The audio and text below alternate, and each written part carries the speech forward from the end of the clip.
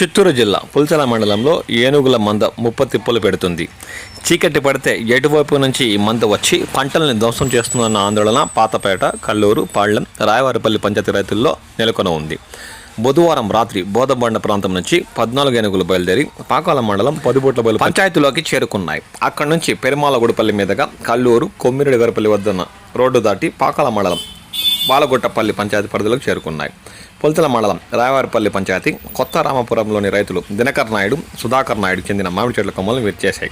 తర్వాత అక్కడి నుంచి పాకాలం మండలంలోని పలువురు రైతుల మామిడి చెట్లను ధ్వంసం చేసుకుంటూ చింతల వంక చేరుకున్నట్లు స్థానిక రైతులు తీవ్రంగా భయాందోళనలోనవుతున్నారు. సంబంధిత శాఖ అధికారులు ప్రత్యేక దృష్టి సారించి వీటిని దూర ప్రాంతాలకు తరమేయాలని వారు కోరుతున్నారు. లేదంటే రాబోయే మామిడి సీజన్లో రైతులు తీవ్రంగా కష్టనష్టాలు పాలయ్యే అవకాశం ఉందని వారు ఆందోళన వ్యక్తం చేస్తున్నారు.